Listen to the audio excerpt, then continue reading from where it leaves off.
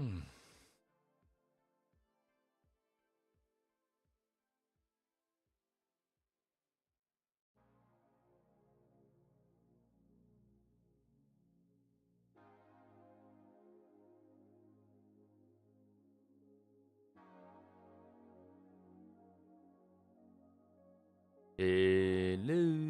good morning.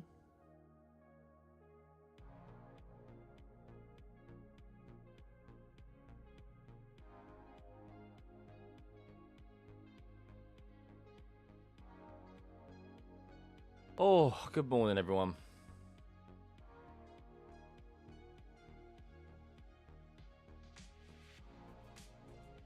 I'm only late if my daughter needs a nappy to change.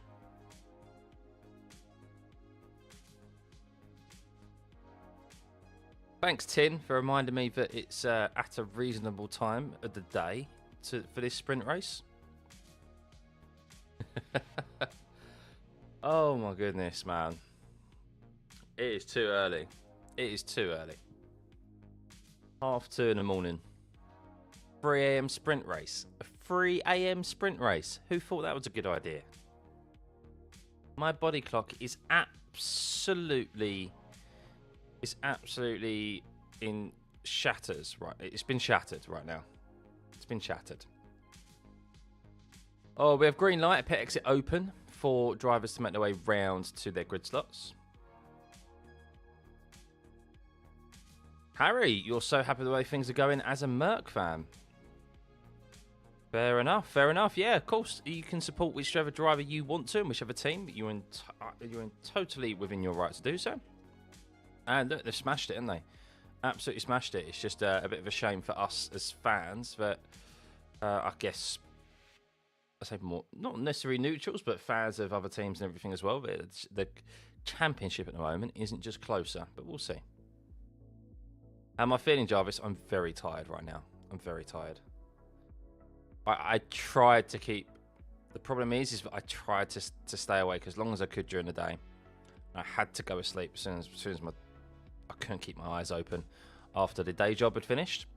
So I had like a few hours, like from 4:30, 5-ish, which was probably the wrong idea to do. I should have tried to long it out, and then just have like a full 6 hours. But instead I just had like 3 hours.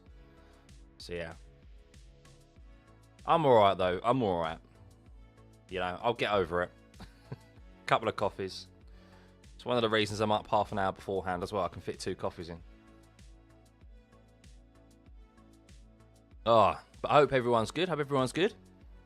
Hopefully the sprint race fares much better than qualifying, right? So, bit of news. Alex Albon is starting from the pit lane, I think, because he is starting dead last, whereas he did qualify 18th. And news overnight is that Kimi Antonelli was not penalised. He wasn't penalised for impeding Lando Norris, which is very bizarre. Very bizarre. Lando Norris and McLaren seem to have walked it back a bit, their complaints, and Kimi Antonelli starts, as a result, P2. But I think that's the most intentional impeding, not intentional by Kimi Antonelli, but I think that's the most blatant impeding, shall we say, that you'll kind of see out on track, because he was sitting on the racing line. That's it. The definition. That's a definition of impeding. So yeah, bit bizarre, really there. Hamilton did incredible quali when you think he beat one of the best drivers on the grid by 6 attempts in the same car as a 40-year-old. Yeah, I mean, look, to caveat that though, a bit of context, Charles Leclerc did have some battery issues. It stopped deploying down the back straight. And he was very, very adamant over the radio as to what the hell happened.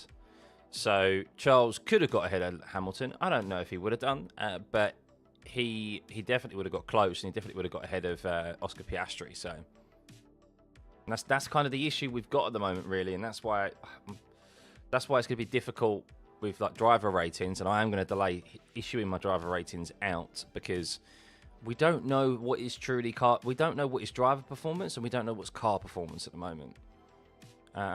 obviously not everything is down to them not having battery, but a lot of it we know is down to the issues, the software issues that the drivers are having with the batteries, and they're just losing speed in areas that they just shouldn't be losing it. But what did bode well yesterday, guys, and maybe it pains me to say, oh, we're just watching Pierre Gasly. What just flew off of Pierre Gasly's car? Something just flew out of Pierre Gasly's car that was bright, luminous red or something. What was that? Oh, it's something on the end of his... It's like a cover for the antenna, like a protector. Flew off of the antenna on the front of his car. I've never seen that before. Never seen that. Monitoring laps are now something to watch, yeah. Hadjar noted, failing to follow race director's instructions, a practice start infringement. So I should put this text up, but these are just recon laps. But we know how that went last time around, didn't we, with Oscar Piastri? They're making their way round to their grid slots, Harry. It's just them. It's basically like a systems check. Greetings from trackside, Greg. Are you trackside? Oh, wow. Hope you're having Hope you're having a good time, mate. Norris and Verstappen said there was no blocking, so FIA didn't penalise them. That's easy. Yeah, but I think even if you say, oh, there was no blocking, that doesn't necessarily mean that there was blocking. Antonelli did say, oh, yeah. Oh, my bad. Lando clearly was on a push lap. No, not yet, Natish. Nothing's happened. Clearly, he was blocking. He was on the racing line, and Lando was approaching that corner at 300 kilometers an hour. Like, that's dangerous, and that's the whole reason why impeding is where it is. Why it is a rule, because it's a dangerous thing to do. So, but is it because Mercedes went, okay, look, if you walk back the impeding penalty, then we'll point you in the right direction with our engine.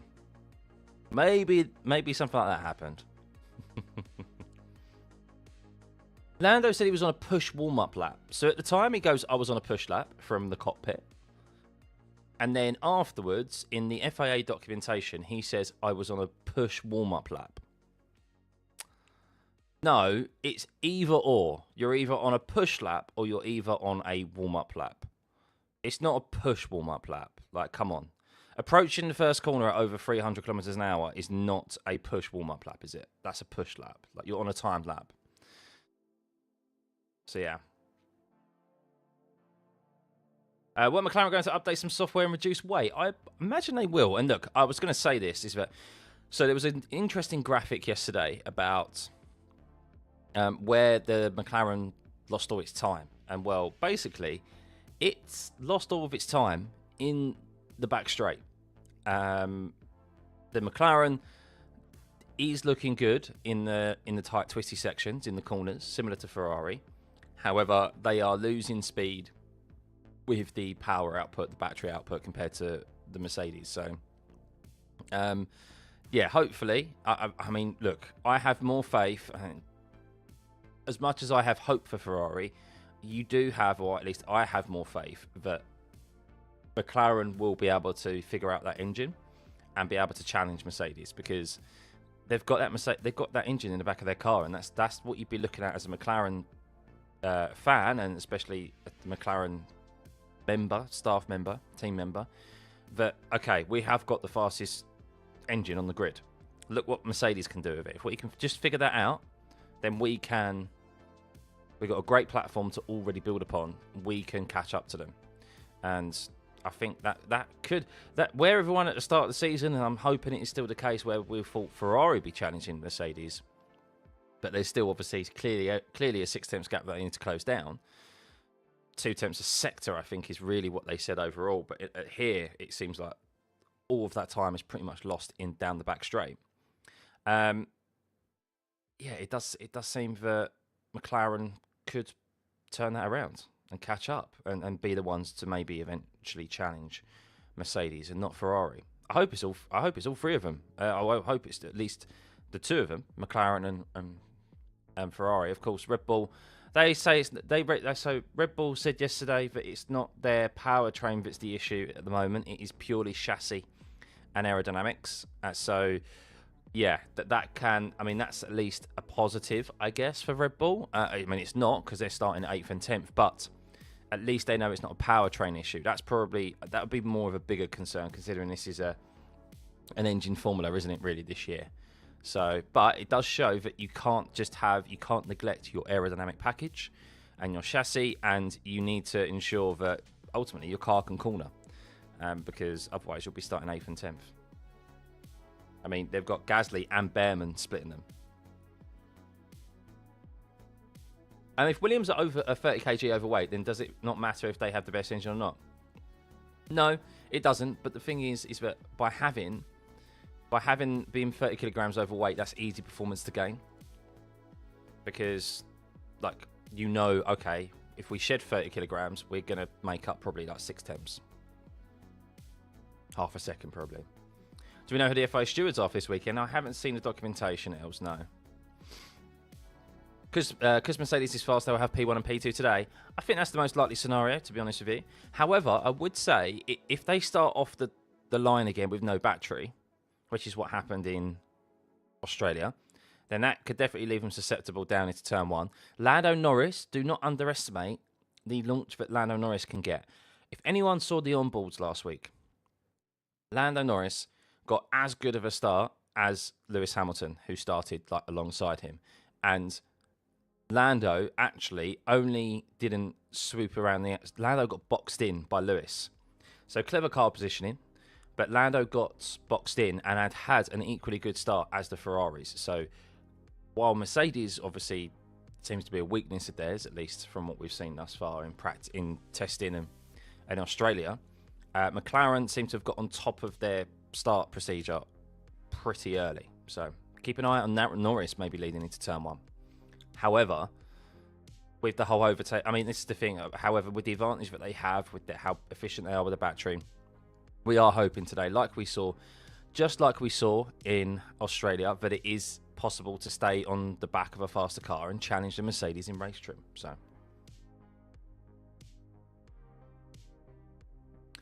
what do I think that the cancellation of Bahrain and Saudi Arabia can screw Mercedes Ferrari in terms of the championship? It could be a blessing in disguise, really, for the season ahead.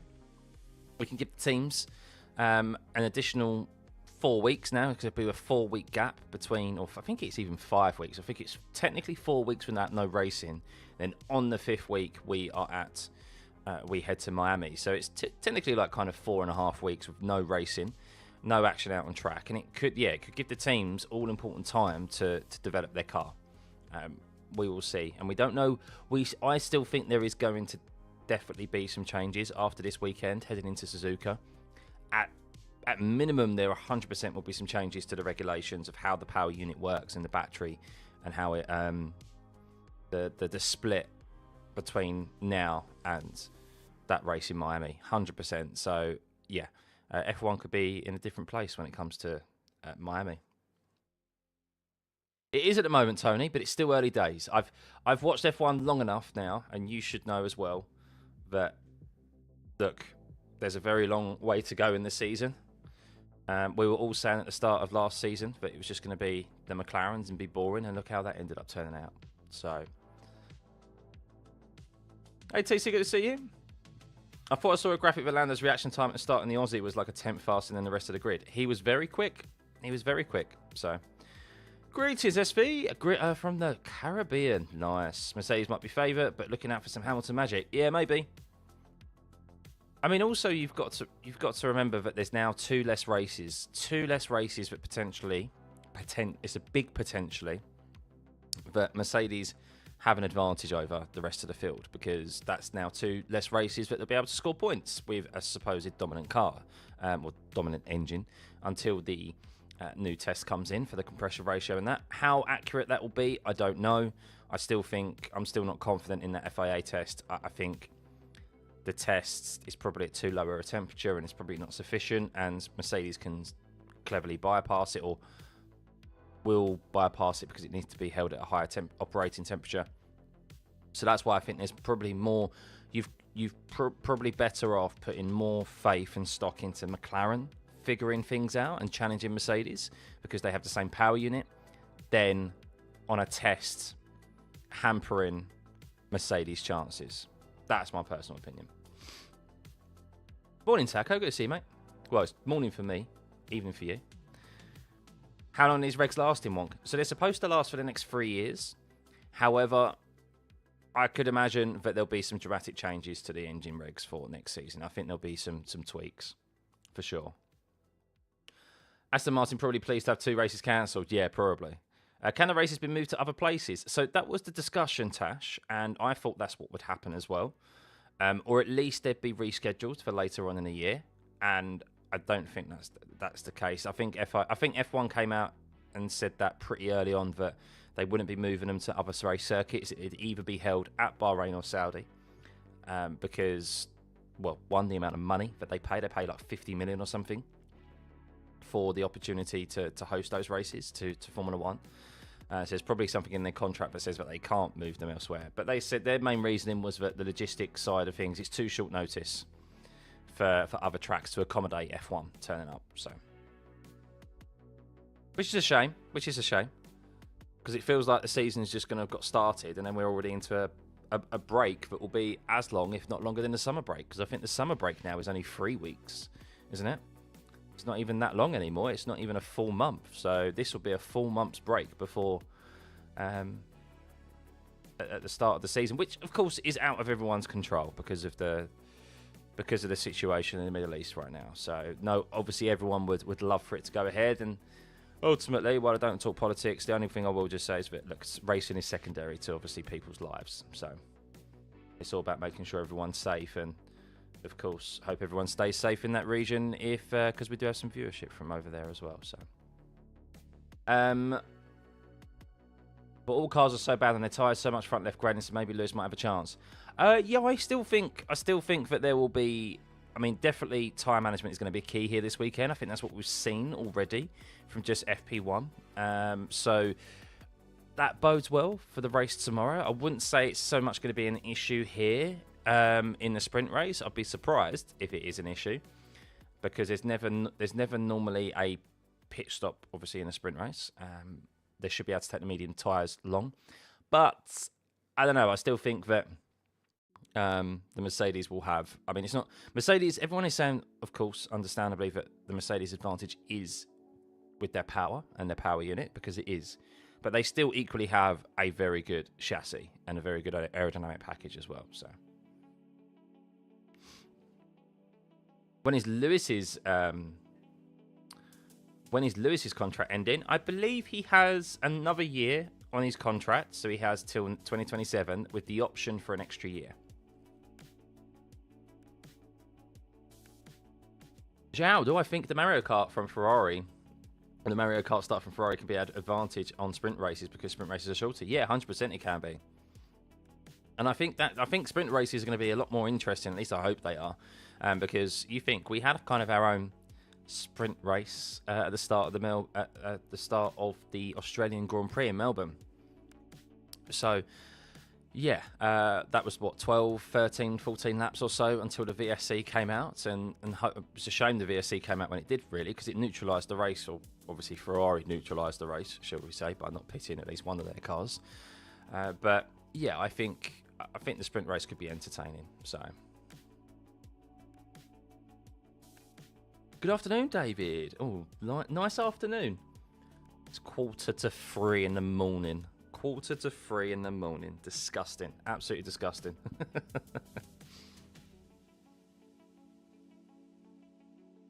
It's another Mercedes 1-2. I mean, I think that is probably a safe option. Yes, and I think you would be, if you are a betting man, of course, be aware. Yeah, Russell and Antonelli probably starting. I think even Russell and Antonelli, even if they're not first and second into the first corner, then they should probably be able to they should drive off into the distance. I am intrigued to see if Norris and Hamilton can get ahead of them, or at least one of them can. I'm intrigued to see how obviously the battery usage works. and the overtake mode and the boost mode, and just see how. Yeah, I'm intrigued to see if it is still possible with the power advantage that Mercedes has at a very different circuit, a high energy recovery circuit, whether Mercedes will be able to just breeze back past.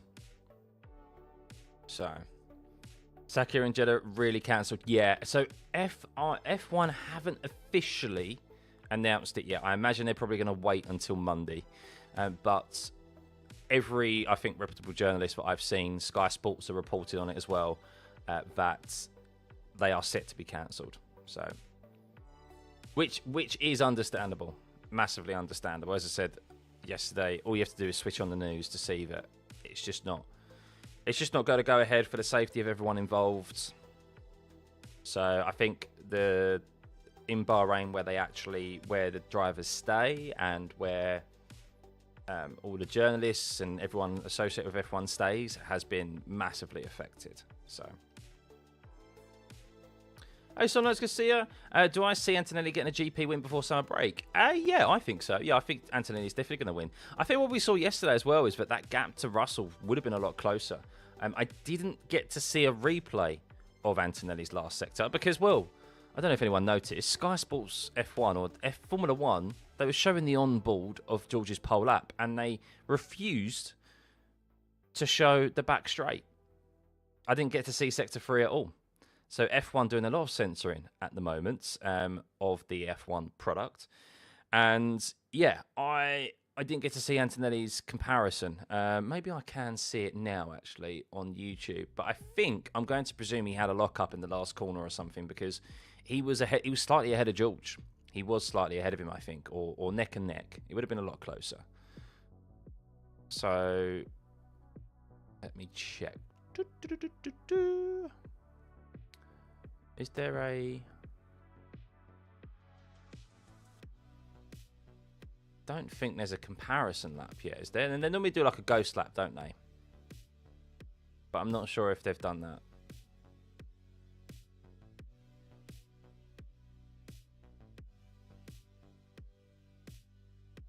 No, they haven't done that, unfortunately. So I can't see it yet.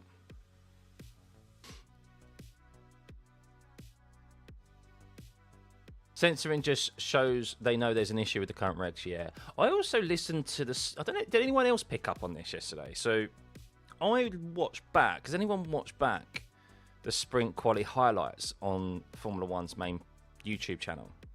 So, obviously, it's F1 TV that's been recorded. Did anyone notice that the sound of the cars themselves was noticeably low? And the commentary was noticeably high.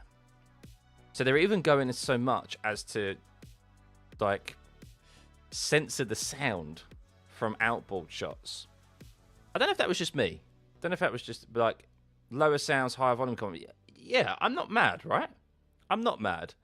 I was like, okay, this is a bit much because I think the cars are loud, but maybe that's the problem. Maybe it's you can audibly hear the clipping more from outboard shots, but there's a lot going on, isn't there, at the moment? There's a lot of protecting the image and a lot of panic stations from Formula 1 at the moment. So, but yeah, no, Saudi. There was discussion. I think that was just rumors, about Imola and Portimao replacing them. But yeah, Formula 1 confirmed some weeks ago that when this discussion was first brought up about the cancellation of Bahrain and Saudi, that they wouldn't be replacing them. So, if drivers are getting bored, what about us, Stuffey?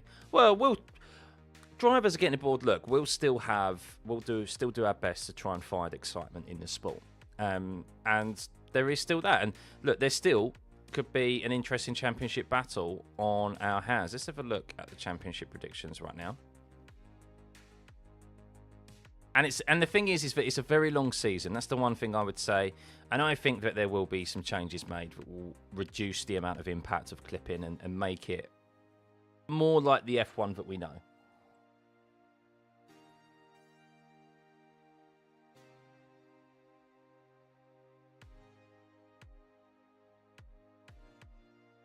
I did say that, Corey. I said in the grand scheme of things, 2 F1 races being cancelled is not an issue, is it? So, might be a stupid question, but is there a chance a Strait of Hormuz blockade could affect the fuel production of any of the teams? That is a very valid question. I don't know. I really don't know. That is a very valid question. Yeah, unfortunately, we don't touch on politics, and I'm going to still refrain from touching on, obviously, real-world politics. I'll touch on it slightly because it is affecting F1. But yeah, it could do. I don't know, obviously. I don't know how it's a topic of F1 or a part of F1 that I've never really delved into. Is the whole fuel side of things, but it does play a massive impact. So it's fully synthetic, so I don't know. Yeah, that's true. That is very true. Yeah, but yeah, when it comes to the fluids that engines need and so forth, I'm not very knowledgeable in that area. So, but yeah, so George Russell, 25 points, by the way, last time around. Of course, there are more points on offer here this weekend, with it being a sprint race. So there is 33 points on offer. So George Russell could extend his lead by quite some margin. Here this weekend, he could extend it by 8 points if Kimi Antonelli was to finish second in both the sprint race and the main race tomorrow. And they're leading the constructors' title as well, of course, with Mercedes finishing with a 1-2 last time around, and Ferrari finishing second and third. So we'll see. Gasly looking to score more points here. Hopefully he can do so. He is currently in P7. Remember, only the top 8 score points.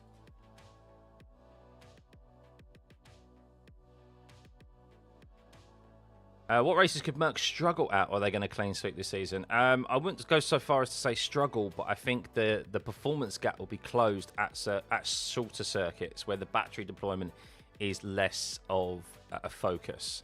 So Monaco, maybe like Hungaroring. Not many, really, I think. Not many. Do I think there'll be a fight in the sprint race, Sam? I feel they could focus on bringing the car home and then push in for a fight. No, they'll fight. These are racing drivers. They'll take any opportunity to fight when they see it. And I think we will see fights, yeah. I'm just hoping those Mercedes don't run away with it. But it'd be interesting to see with overtake mode, etc., if that will help neutralise the advantage that the Mercedes has.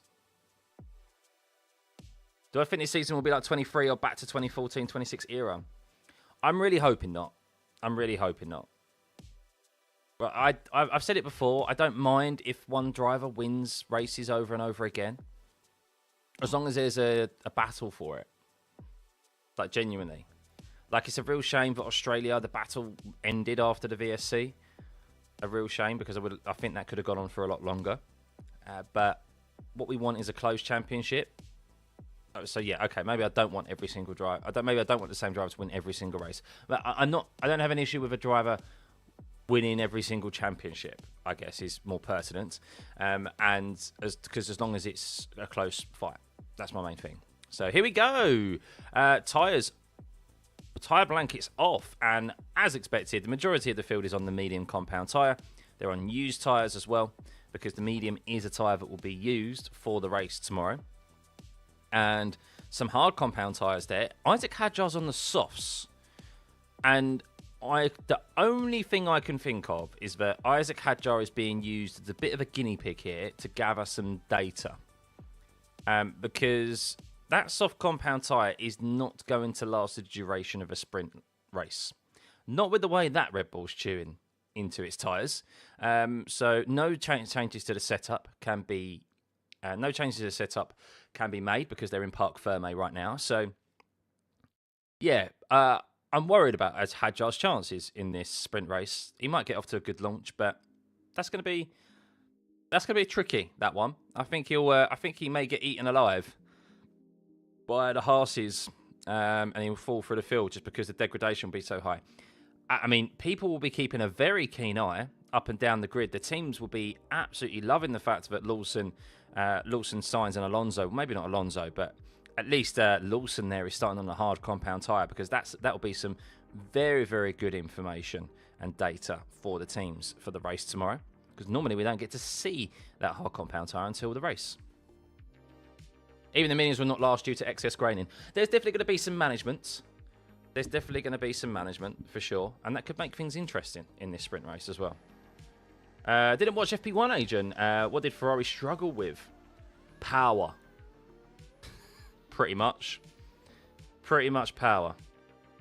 Any chance to remove the chat on screen, Daniel? No, it's going to stay for now. It's going to stay. It's always been a staple of the streams. I did toy with the AI radio messages, but F1 is heavily censoring the radio messages at the moment, that they're not even worth putting up on screen. So the whole reason for having chat on screen is so that people can, the way that YouTube works, so that people can close the chat. They don't have to have the chat open, and they can have the chat on screen, and you know exactly who I'm speaking to and replying to. So.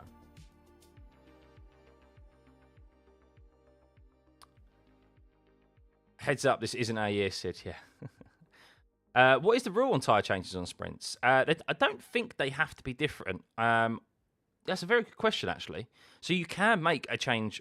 You can change tyres if you wish. I don't know if there's a rule that says you have to change to a different compounder tyre, though. That's a very good point. Because we've only had a couple of scenarios where we have seen... Yeah, we've only had a couple of scenarios where we have seen pit stops occur. Normally it's due to wet weather conditions, so in sprint races. Right, here we go. So hopefully all of the transponders will not cause us an issue. And we are moments away from this race getting underway here, the sprint race, a very early morning sprint race. Hopefully, yeah, we have no issues with the transponders and the live data. Seems to be there were quite a few glitches yesterday with the live data, or if you're conspiratorial-minded, maybe that's further censoring of the F1 product by Formula One, because there's quite a bit of that going on at the moment. But, yeah, let's see what occurs here today. I'm quietly positive about this sprint race. I think from what we saw in Melbourne, it should hopefully be entertaining for us. So everyone doesn't want the radio messages to mention. Yeah, that's what I mean. Yeah, so we have no AI messages. We did try it yesterday, but yeah, because they're censoring them, until they stop doing that, there's no point having it because the messages don't fly through. So here we go. Let's have a rundown of the sprint grid for today at China. The first one of the season and only the second race weekend is George Russell on pole position with Kimi Antonelli in P2. That may be a picture that we have to get used to throughout this season. Lando Norris in P3 though. Those McLarens definitely making improvements yesterday. Very quick in the first and second sector, on par, if not slightly quicker than that of the Mercedes. But then where that power is then deployed down that back straight, they lost so much time. So Lando dropped to P3 and only just finished ahead of Lewis Hamilton in P4, starting on the second row and out-qualifying Charles Leclerc. Oscar Piastri in P5 with Charles Leclerc in P6, who had a battery issue, which means he starts behind his teammate. Pierre Gasly is in P7. What a performance from the Alpine driver there with a Mercedes power unit in the back of his car. Max Verstappen really struggling in that Red Bull chassis and aero related. Behrman in P9, another great qualifying for him, and Hadjar is starting on the softs, so we'll see how he fares on those and if he can take them to the end of the race. I'm a bit concerned with that Red Bull and Hadjar starting on those softs. Hulkenberg is in P11, Ocon is in P12, Lawson P13, Bortoleto 14th on the hards, Lawson is on the hards, Bortoleto on the mediums, Lindblad in 15th, Colapinto 16th, Sainz is on the hards in 17th, Alonso is on the hards in 18th, Stroll in 19th, Bottas 20th, Perez 21st, and Alex Albon will be starting from the pit lane after braking Parc Ferme. So we now have, yes guys, it seems 2 formation laps. We now have 2 formation laps, and I believe this is to combat right now the... What's going on here? What's going on with telemetry? Telemetry is very bizarre right now, but we have 2 formation laps now so that the teams can charge up the battery. Because of what happened in Australia, they are doing 2 formation laps now, I believe, to combat the battery. I think... No, they're not. They're not. They're lining up. They are actually lining up on the grid, but the telemetry is glitched. So, okay. The telemetry is glitched. So, this is going to make... I have absolutely no idea when the lights are going to go out, guys. So I do apologise. I do apologise here. I've got the TV coverage and I can see them on the starting grid. So it's anyone's guess. I will try my best, obviously, to time this. But the two Cadillacs are indeed not driving around the track on their own right now.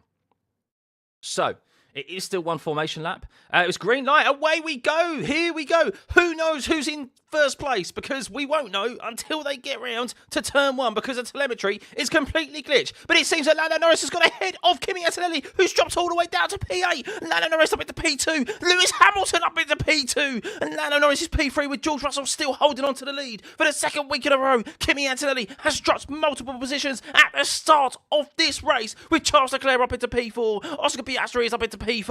And Gasly is up a position as well. So Antonelli down 6 places there. Hadjar's up a position, as we also saw Hulkenberg lose a place there as well. As it's already, Charles Leclerc is up 3 places into the top 3, and it's Lewis Hamilton all over the rear of his former teammate of George Russell. What a start to this race as Hamilton's into P1. Hamilton leads the sprint race. Oh my goodness, but how long will he be able to hold on to it? What a move by Lewis Hamilton, as Charles Leclerc is also on the attack of George Russell here. Kimi Antonelli down into P8, and he's struggling at the moment. But what a start by Lewis Hamilton as he overtook Lando Norris down into turn 1. Down into turn 2, and he's got the absolute grip. Oh, what a move by Lewis Hamilton that was. But here we go, as we have a bit of an off there at the back, as Max Verstappen has gone round, I think. Max Verstappen is down 7 places there and has lost multiple positions. But here we go, into the braking zone, down into turn 14, and George Russell has regained that place from Lewis Hamilton down into turn 14, where we understandably expect him to be able to take that back, as overtake will now be enabled. But Lewis Hamilton had massive grip there, as actually it was an RB that's gone round, and it's Arvid Lindblad who has gone round, as we do have telemetry glitches here at the end of the back straight. So after lap 1, George Russell leads from Lewis Hamilton and Charles Leclerc in P3. Lando Norris is down into P4, but Lewis Hamilton could be coming back at George Russell into turn 1, and he holds back to regains first place. And well, what Lewis Hamilton would absolutely love right now, with 18 laps remaining of this sprint race, is if his teammate Charles Leclerc can also get in between him and George Russell. But wow, this is lap 2. Lewis Hamilton went swooped around the outside of George Russell. Not even sure if he even used overtake here, but we'll see. Of course, even if you're quick in this first and second sector, we know how strong that Mercedes is in the last. And even yesterday, the battery deployment of that Mercedes was very, very good in that middle sector in relation to the Ferraris. As Sergio Perez has got ahead of Nico Hulkenberg. So an update here quickly of this grid is Nico Hulkenberg has got ahead. Sergio Perez regains back the position. Arvid Lindblad, I think, I don't know if Arvid Lindblad's got any issues with his car, but he did go round into a spin. Max Verstappen is down 6 places. Antonelli has now made his way up into P6 after dropping down to P8. So he's now got the McLarens in his target sights. But Lewis Hamilton sets the fastest first and second sector. He's 6 tenths back from George Russell. So we'll see if George Russell will be able to gain this place here. Of course, he doesn't have any overtake mode available to him because he was behind Lewis Hamilton. He was ahead of Lewis Hamilton into the activation zone, but he will get overtake this time around and probably regain the position down into turn 1. So we'll keep a keen eye on that, but so will Charles Leclerc. So George Russell does still need to keep an eye on in his rearview mirrors for the scarlet red of Charles Leclerc, as it's the front 3 of Lewis Hamilton, George Russell and Charles. But we do have some telemetry glitches as they cross the start-finish line, but Lewis Hamilton does hold on to that position down into turn 1, I believe, as George Russell is just not able to get past right now. And if anything,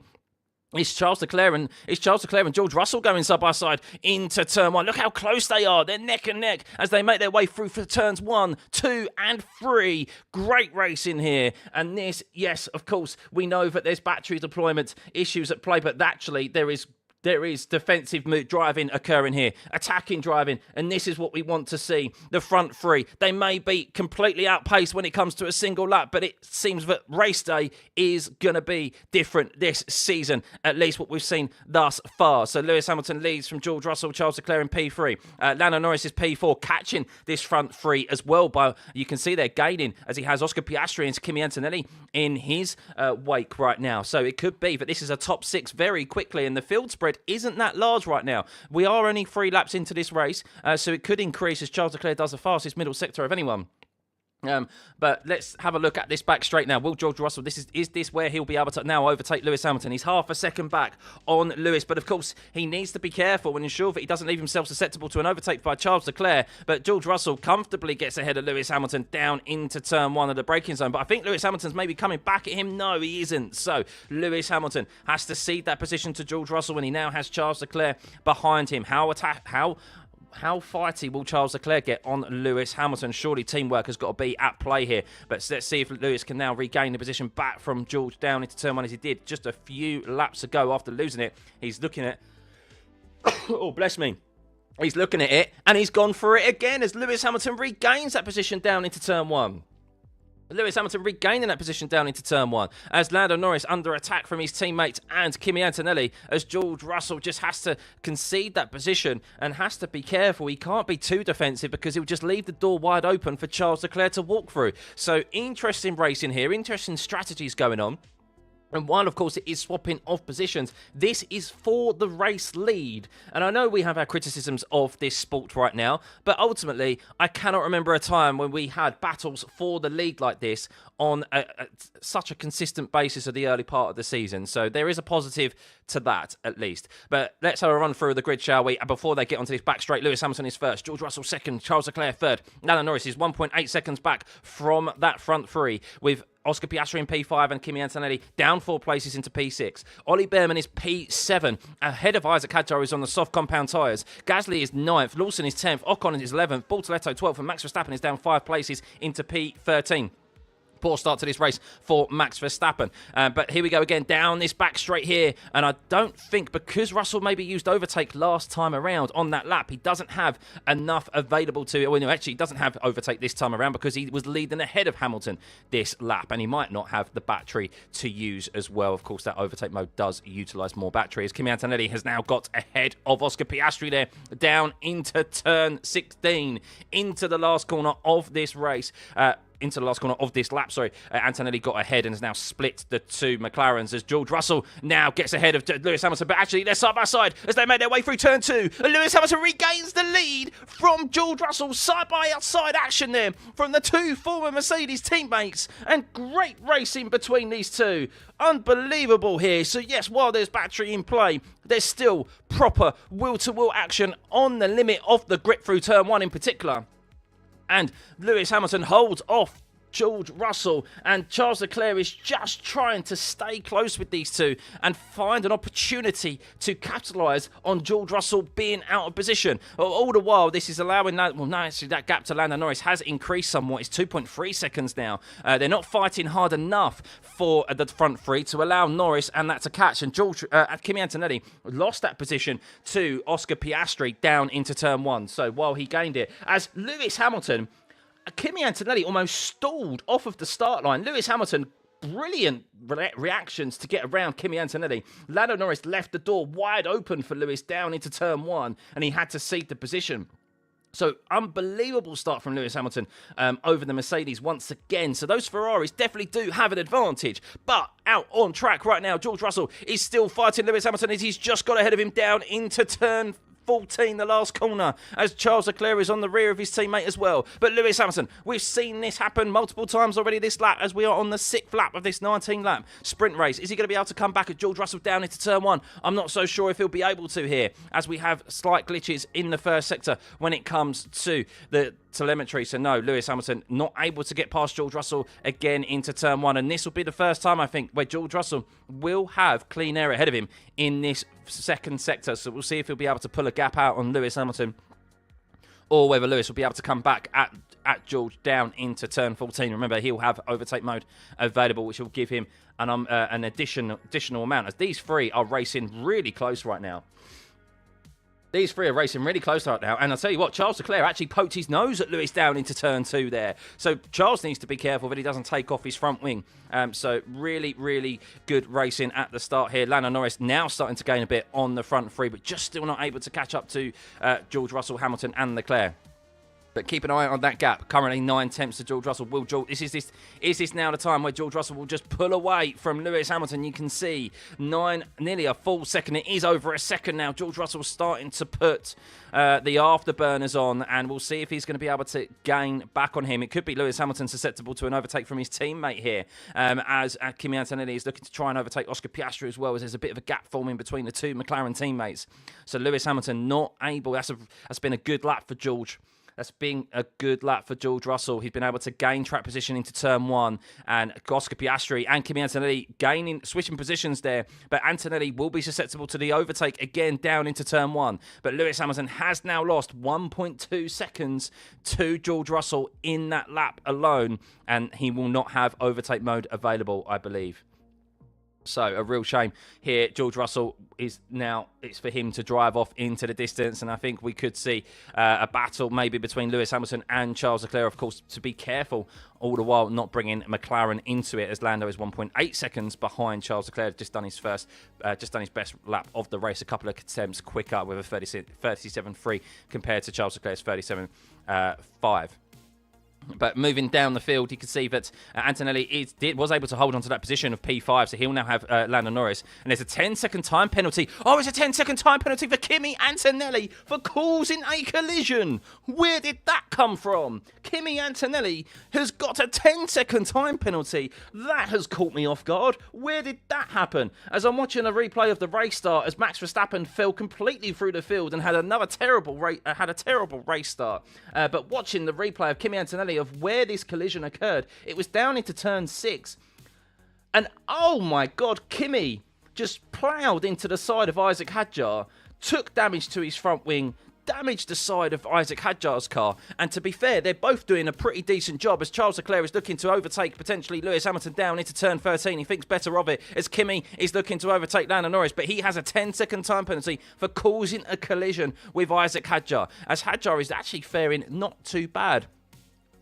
But as Charles Leclerc is on the radio saying, I think Lewis is struggling, as Charles Leclerc, of course, is wanting a swap of positions here, and he's getting it as he is got ahead of Lewis Hamilton down into turn 2. So is that team orders, or is that just a genuine overtake for Charles Leclerc on Lewis Hamilton, with Lewis Hamilton defending so hard against George Russell? Maybe that is just an opportunity for them to secure a top 3 here. But Kimi Antonelli comfortably ahead of Lando Norris. Damage to his front wing as well. Ploughed into the side of Isaac Hadjar. Had a 10-second time penalty. So it'll be important to keep Kimi Antonelli behind with 12 laps remaining of this sprint race, so that he can not build out a 10-second gap, as that gap to Charles Leclerc and George Russell is 2.1 seconds right now, but it is extending lap by lap. It was a 36.9 last time around for George Russell. Kimi Antonelli has a damaged front wing on his Mercedes, and he done a 36.485. Wow. Got anyone tell you what happened to Max? He had a very poor race start, and he dropped a considerable amount of positions at the start of this race off the line. So as we run through this grid, let's see if Lewis Hamilton will be able to get back past Charles Leclerc. I'm not sure if he will be able to. It is George Russell in P1, Charles Leclerc P2. Lewis Hamilton is P3 with Kimi Antonelli in P4. Lando Norris is P5 with Oscar Piastri in P6. Antonelli does have a 10-second time penalty for causing a collision with Isaac Hadjar, who is down in 8th. Ollie Behrman is 7th. Liam Lawson is 9th, looking to attack Isaac Hadjar, who has damage to the side of his Red Bull, and he's on the soft compound tyre. That hard compound tyre could be a really, really good decision here for the RB team, but could leave them open for the race tomorrow, with the hard compound tyre being expected to be a race tyre. So Gasly is in P10. He's dropped 3 positions after his great qualifying. He says Lewis Hamilton's got back ahead of Charles Leclerc down into turn 2. They're side by side as they make their way through turn 2 and turn 3, and Charles Leclerc regains the position. So no love lost between these two right now. They are definitely fighting, but all the while this is just bringing Kimi Antonelli into the battle as Charles Leclerc and Lewis Hamilton went side by side. I'm watching the replay now as Lewis Hamilton got ahead of Charles. Charles trying to hold it on the inside, and fair, respectful racing between the two of them, the two Ferrari teammates. But Lewis not holding back, neither is Charles. But this is just bringing Antonelli into the fight. He does have a 10-second time penalty, of course, but they need to be careful, as Kimi Antonelli definitely has the pace. A 36.825 last time around. Charles Leclerc did a 36.946. Lewis Hamilton supposedly did a 38.189. Not sure if that was correct or not. So yeah, that's bringing the McLarens back into this. So we'll see. Don't get hit by the Mercedes, yeah, but great racing between the two of them. So let's keep an eye on that free fighting for the podium positions here. Of course, Kimi has that 10-second penalty for causing a collision with Hadjar, who is in P8, still holding off Liam Lawson. But Hamilton's going to come under attack from Antonelli down into P14. Antonelli needs to be careful, of course, not to cause another collision. It was a messy mistake from him earlier on in the race, as Liam Lawson is now going to attack Isaac Hadjar. See if he Red Bull Powertrain, whether he'll be able to overtake Hadjar, who is down, who has damage to the side of that car.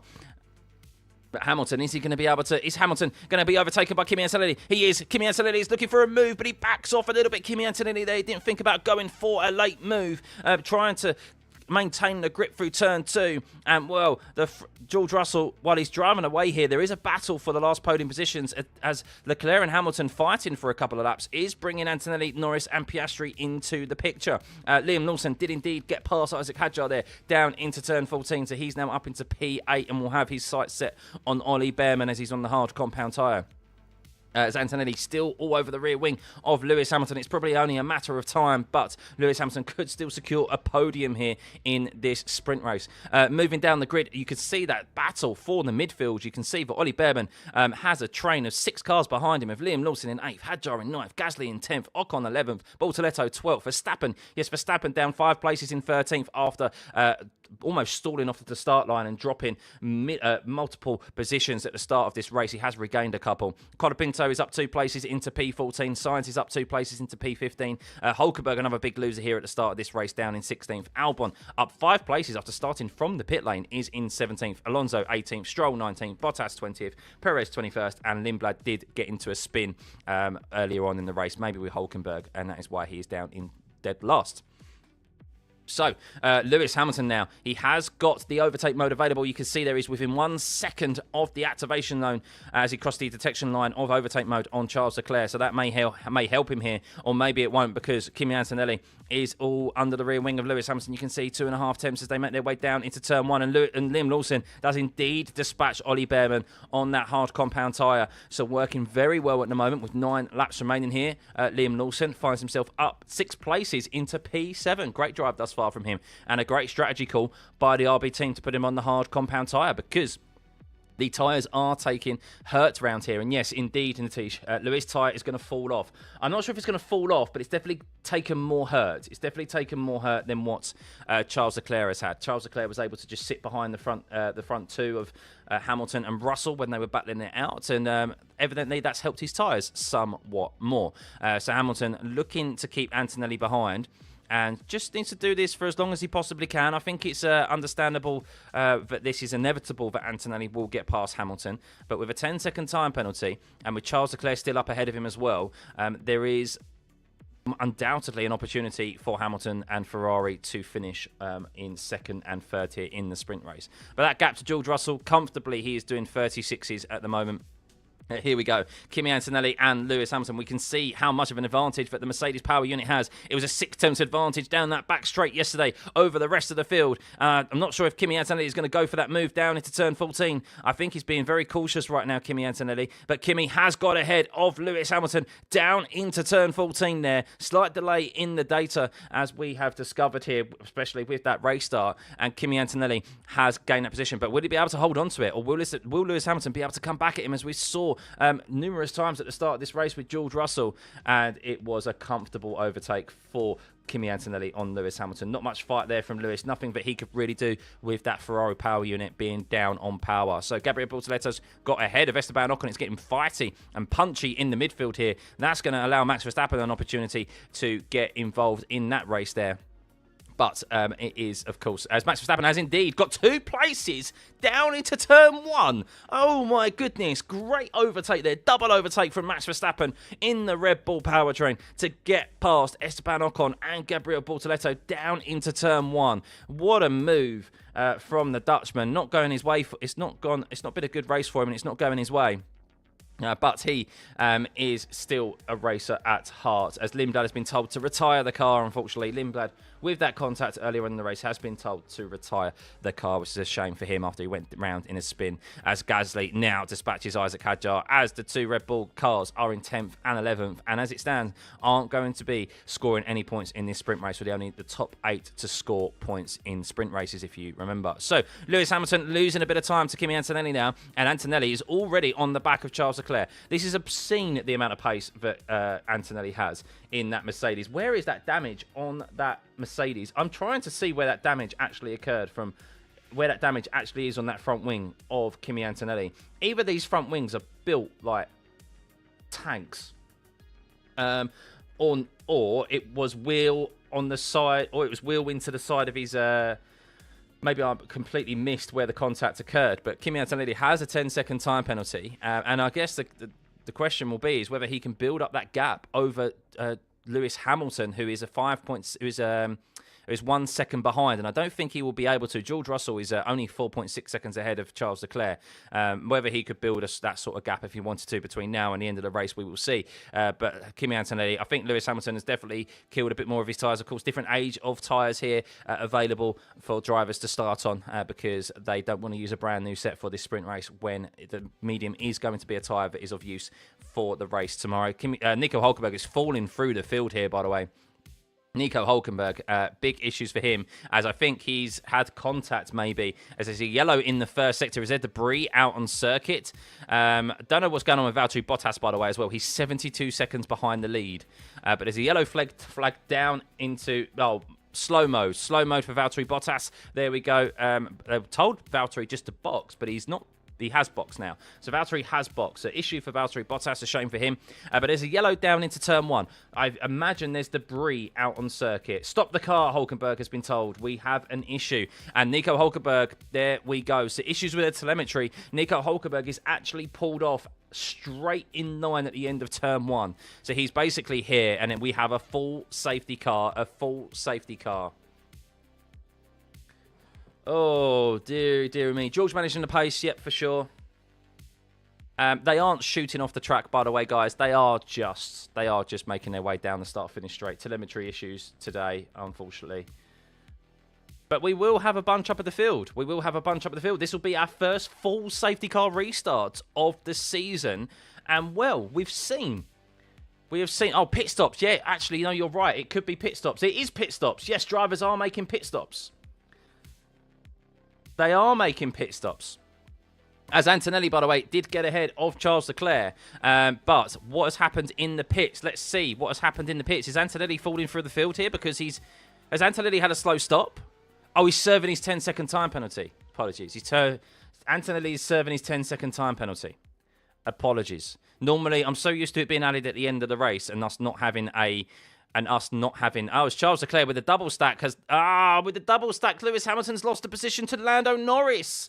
Lewis has lost the position because of the double stack, has lost the position to Lando Norris, and now finds himself in P4. That's really unfortunate. But Liam Lawson finds himself up into P5 because he decided not to pit and has stayed on the hard compound tyre. But this will be an interesting race start, though.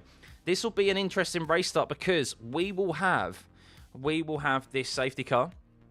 And, well, what we will see is whether or not drivers will be able to restore the amount of battery that they need under this safety car. So this is an unknown right now. It won't be as dramatic as what we see won't be as dramatic as what we see on the standing starts. But George Russell, I suspect, will comfortably drive off into the distance and hold on to this race lead if we get going again, which hopefully we will do. But Lewis Hamilton is on softs. Norris is on softs. Hamilton lost the position because of the double stack to Lando Norris. Charles Leclerc is up 4 places into P2. George Russell, P1. Liam Lawson yet to pit, so he's up 8 positions into P5 on the hard compound tyre. Behrman is up 3 places in P6. Kimi Antonelli has taken a 10-second time penalty for causing a collision. As I'm watching a double overtake for Max Verstappen on Esteban Ocon and Gabriel Bortoleto. Both of those drivers did not have any deployment available to them as they were fighting, and Max just went straight through. But there are glitches in the telemetry data, guys, there are glitches in the telemetry data, most notably when they cross the start-finish line. So bear with. But Isaac Hadjar is down in 17th. Max Verstappen is down into P14. So it's not been a very, very good sprint race for Red Bull. That is for sure. But we have 3 retirements from this sprint race. Nico Hulkenberg, Valtteri Bottas, and Arvid Lindblad. Charles is overtaking the safety car, according to telemetry. Yeah, I know. I don't think they're ahead of the safety car. I think the safety car is actually ahead of them. I'm about to find out, actually, and see if that is the case. But yeah, the safety car, they are probably ahead of the safety car. As safety car's just got ahead of Lando Norris, so yeah, there we go. They're waiting for it to overtake now. Norris is up to P3 because Ferrari had to double stack. No, so they're not... there you go. Safety car is actually ahead of all drivers. So the telemetry is wrong at the moment. But it should right itself any second now. But because they had to double stack with this safety car, Lewis lost a position in the pits to Lando Norris. But I do think that we will see... I think we will see Lewis probably overtake Lando, depending on how many laps is left. Because they do seem to have had the better of the McLarens today, the Ferraris. Not idiots, no, because Lewis's tyres fell off. This is the right decision to switch onto soft compound tyres for the top 4. It is the right decision. Or should I say for Antonelli and Piastri as well. So they'll comfortably get rid of Lawson, get past Lawson and Behrman, because they haven't pitted. Behrman's tyres are probably... maybe they're thinking... Behrman and Lawson, maybe they're thinking that, okay, we don't want to use an extra set of tyres for tomorrow and for qualifying later on as well. There's also that element to it. And they've seen that Gasly, Ocon, Sainz, Bortoleto, Alonso haven't pitted. So there's still a great opportunity for them with maybe only a few laps remaining with this safety car because it's not been confirmed to come into the pits yet. So we're going to have at best 4 laps of racing, but they should be able to hold on. So that's maybe their strategy. Some issues with the telemetry, unfortunately. Yeah, it's been a factor of this weekend, or a feature of this weekend. But thank you everyone for tuning in. By the way, hit that like and subscribe button. Try over 76,000 subscribers. By the way, now thank you. We'll be back for qualifying in a few hours' time, and of course the race tomorrow. Lewis should make easy work of Norris. I think so. As I'm watching a replay here of Carlos Sainz and Esteban. Oh, my goodness. Esteban Ocon and Carlos Sainz nearly just drove straight into the back of Esteban Ocon. As he nearly crashed into the back of Esteban Ocon under the safety car. And Esteban Ocon complains on the radio and said, that guy keeps nearly crashing into the back of my car all the time. So he's not happy with Carlos Sainz. So Charles, keep up with George, commit Max Verstappen over those safety cars side by side. That's no longer allowed in the rules. You can't do that anymore. So hopefully the safety car will be removed this lap. There we go. Safety car in this lap. Nico Hulkenberg's car has been removed safely. A bit of an unfortunate position for where Nico Hulkenberg's car was, but yes, that has now been removed off track, and we are set to go racing again. Safety car in this lap, guys. George Russell is P1 with Charles Leclerc in P2. Lando Norris getting ahead of Lewis Hamilton in the pits because of the double stack from Ferrari. So Lewis in P4. They're all on soft compound tyres. Lawson is up 8 positions after starting on the hard compound tyre. He is in P5, but I suspect he will fall foul of an overtake from Kimi Antonelli pretty quickly, who is on softs as well in P7. Ollie Behrman also probably will come under attack from Kimi Antonelli and will be made quick work of in P6, but looking to score another point. Kimi Antonelli in 7th now served that 10-second time penalty. Piastri is in P8 in that last point scoring position in the sprint race, only the top 8 score points. Ocon is up, Gasly is down 2 places in P9. Ocon is P10. Sainz is up 6 places into P11. Bortoleto is 12th. Alonso is up 5 places into P13. Much better going for Fernando Alonso. As Leclerc says, what happened in the last corner? Was that wheel spin or a problem with the gearbox? Oh dear, Charles Leclerc may be getting a large amount of torque apply or battery application to his car. So here we go. We're about to go racing again here, guys. We're about to go racing again. It is George Russell leading the way here. Max Verstappen is down in P14. Hadjar down in P17 as well. So not been a good race for them. But George Russell backs up the field. It's our first full safety car restart of 2026. How will this fare? We probably won't know who's where until they head through turn 1 because of the telemetry issues. But we can keep an eye out on the interval time and the timing tower. So keep an eye on that as they make their way down into turn 1. And we can see that George Russell has indeed got a good launch. And Oscar Piastri has already got ahead of Kimi Antonelli as Kimi Antonelli makes a poor start and gets a poor getaway down into turns out of the last corner, and Piastri gets ahead of Kimi Antonelli as Max Verstappen also gets ahead of Fernando Alonso there quite comfortably. But it is George Russell at the top 4, as you were. No one really making up good ground there.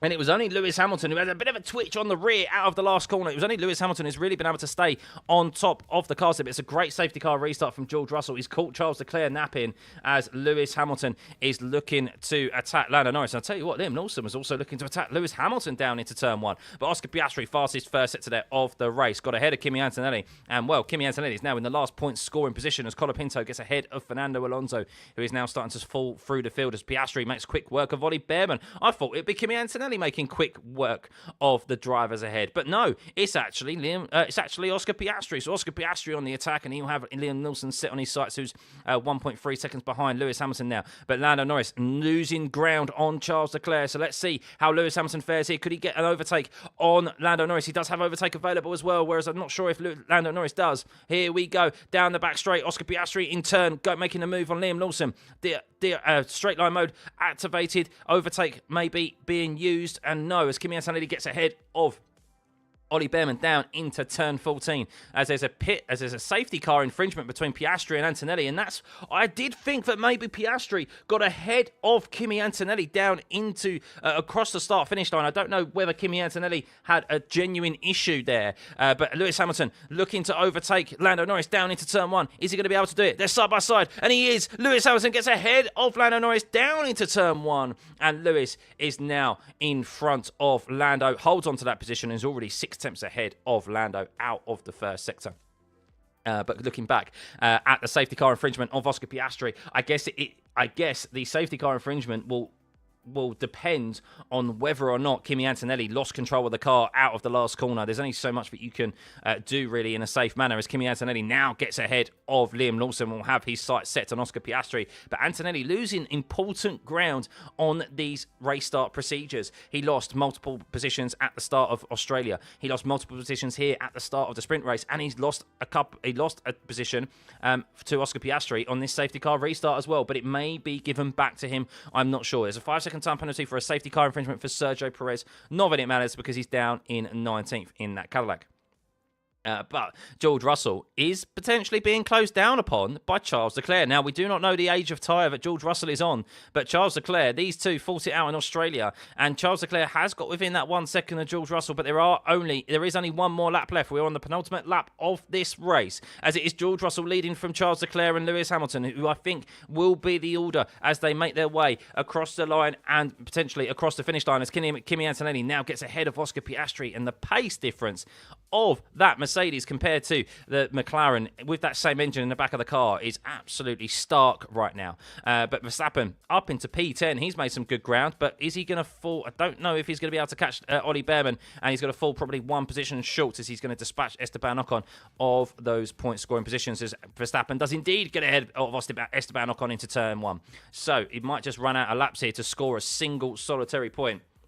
But it's George Russell, 1.1 seconds ahead of Charles Leclerc, who did the fastest lap of the race last time around, a 34.7. Hamilton did a 34.9, and Norris did a 36.5. So Hamilton and the Ferrari do seem to look like that they're going to round off the podium here, with Antonelli, with that 10-second time penalty for causing a collision with Isaac Hadjar, did have to serve that in the pits from that safety car, and there's no further investigation for a safety car infringement, as it's getting very fighty in the midfield. I tell you that is for sure. Lots of wheel-to-wheel action, but Max Verstappen catching Bearman at a rate of knots, but I think he's going to fall short here. And I guess, can Kimi Antonelli catch Lando Norris? He's 1.6 seconds behind, but he is also going to fall short as well. But I guess it's more eyes on Charles Leclerc. Is there going to be maybe a late lunge here from Charles Leclerc on George Russell? 6 tenths is the gap. Overtake mode activated undoubtedly here. It would be great if we could have a graphic to see if that was the case, or the data to show if that was the case. But but no, runs out just at the end of the straight there. He gained a couple attempts, and well, with one more corner remaining, George Russell, who did fight for the start of this race and did toy with positions with Lewis Hamilton, comes across the line and wins the sprint race. Charles Leclerc in P2 after gaining 4 positions, and Lewis Hamilton in P3. He fought hard with George Russell, but just came out second best to George and to his teammate as well by eating too much into his tyres with that battle. Lando Norris comes across the line in P4. Kimi Antonelli in P5. Oscar Piastri in P6 with Liam Lawson up 6 places into P7. What a strategy for RB, starting on the hard compound tyres. Up 6 places into P7. Ollie Behrman in P8. Ollie Behrman, another point for him. Max Verstappen just falling short by 1 position for a point, and where he started this race, but he did lose 7-8 positions off the race start. He lost a load of positions. Esteban Ocon up 2 places in P10. Pierre Gasly, one of the biggest losers, he's down 4 places into P11. Carlos Sainz up 5 places into P12. That's better for Williams, but he did use a set of hard compound tyres. Bortoletto in P13. Colapinto 14th. Hadjar down 5 places after starting on the sauce. We were worried that he would fall through the field, and he did indeed with those tyres falling off of a cliff in P15. Albon started from the pit lane and finishes P16. Alonso 17th. Stroll 18th. Perez 19th. Hulkenberg is a retiree.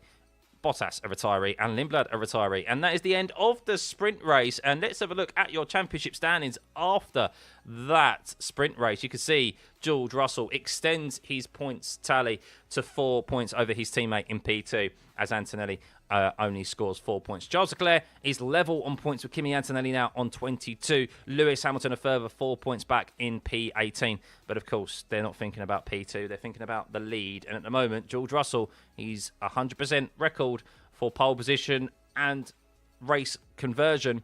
Of course, the sprint race, technically whether you count that or not, I don't know. But yeah, that is your standings right now after the sprint race. Kimi had his 10-second time penalty served because they all made a pit stop. Majority of the teams and drivers made a pit stop under the safety car. So,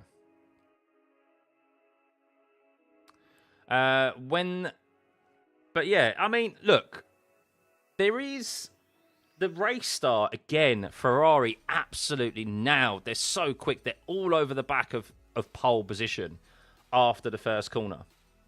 Oh, there's a lot of debris out on circuit. There's a lot of debris on the start-finish straight as the drivers are making their way into the pit lane. So someone's lost a lot of carbon fibre somewhere. It was getting very punchy and very fighty in the midfield.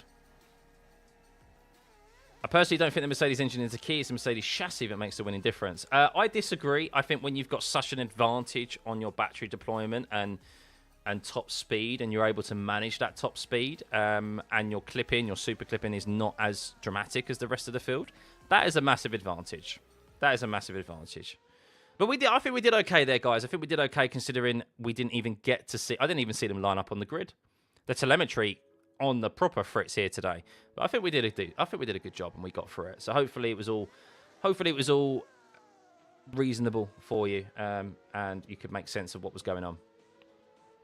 But Ferrari doing very well there. Lewis, I think, I'd be interested to hear his interview, but I am going to suspect he just killed his tyres too much. As Max Verstappen is trying to pull out a visor tear off from his brake duct by the looks of it. So that's got stuck in his car. But yeah, I think Lewis probably ate into his tyres a bit too much, and they were hurting from that battle with George Russell. Not to take anything away from Charles, because Charles had some good pace there as well, and the Ferraris did look good.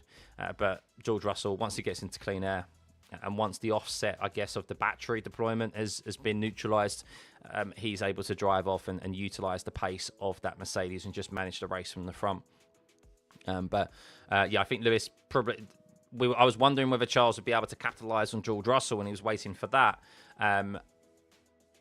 But clearly Charles, utilised his tyres just being in a much better state, just by watching that battle unfold in front of him and taking it a bit easy. And he was able to capitalise and get the position on Lewis Hamilton. So, but watching the gap speed and interval worked while telemetry was glitching. It did indeed. Thankfully, we had that available to us. So. The rear wing, the Macarena rear wing is not in use now. They need more practice time with it, they said. So, Mercedes holding data. I wonder why. Hamilton would potentially be second if there was no double stack. I don't think so. No, I think his medium tyres were gone. If anything, Leclerc probably would have extended the gap over Lewis. No, the double stack. Look, it had to happen because Lewis's tyres were gone, and they would have rejoined after the safety car, and he just would have been comfortably overtaken and potentially overtaken by Norris and Antonelli as well. So, yes, it is Natish, but they're still not comfortable with the data they've got from that rear wing yet. So, Charles should have attacked George when he was fighting Lewis. There wasn't. I was watching I had one eye on the TV coverage as well, which you can't see off screen. And there was never a gap for Charles to get into. That's the thing. There wasn't.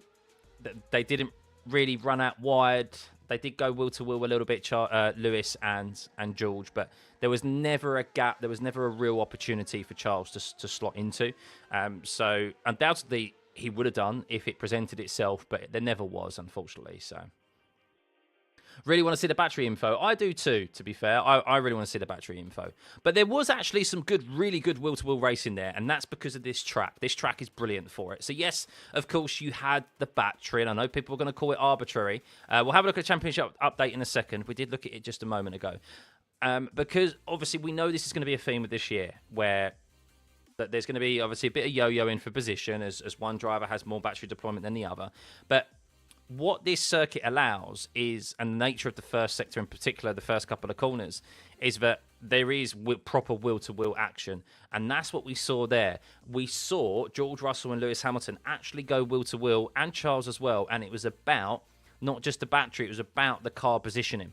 And where they place their car on the inside and the outside. And that first corner as well, as they're making their way round turn 1, turn 2, they're really on the adhesion of the level of grip there.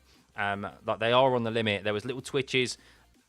Very, very good driving from all three involved, Charles, Lewis, and George, because any slight loss of control there, which they definitely were on the limit, with these new aero regs, of course, suiting that and providing us that more action for the corners at least. Well, more driver control for the corners and driver skill for the corners. It provided good racing. So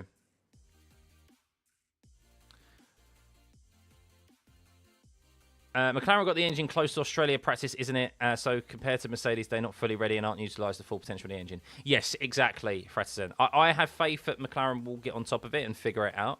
Look, it's a long season, and it could be that McLaren do all of a sudden turn up one race weekend and they're the fastest, or they're on the same pace as Mercedes, and I think we will really understand why. So, we will understand why. It's because of the engine. So, doesn't Mercedes have an ICE PU advantage due to compression ratios? Yes, and that's the rumor, and it's also works in tandem with the battery as well, of how efficient they can be in recovering the battery and use less of it, basically. Ferrari had to do something in defending George after the first corner. We need a Checo-like defending happening. Yeah, I'm surprised Charles didn't try and make a move on George, or at least try and show a nose. He definitely showed a nose against Lewis, and this is the thing. That I think that inter-team battle with Charles and Lewis is going to be interesting, one to keep an eye on this year, because Charles is undoubtedly not going to want to let Lewis get ahead of him, but it was more so Charles was trying to take the opportunity to get past Lewis than George.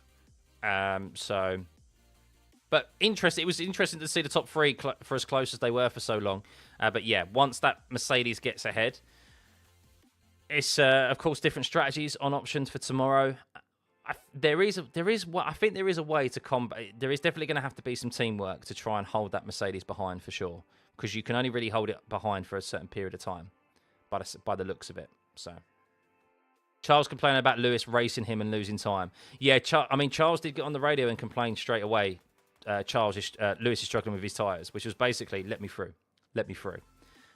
So yeah, there'll be a lot of that this season. There'll be a lot of politicking on the radio between drivers. Of course, Charles is going to. I don't have any issue with that. To be fair, drivers are going to do that to try and solidify their position. as best as possible and do what favours them. Right, guys, I've got to go. Little one I've woken little one up, so I've got to go settle her down. So I will see you guys in a few hours' time. Thank you for the like and subscribe, guys, and we'll see you in a few hours. Bye.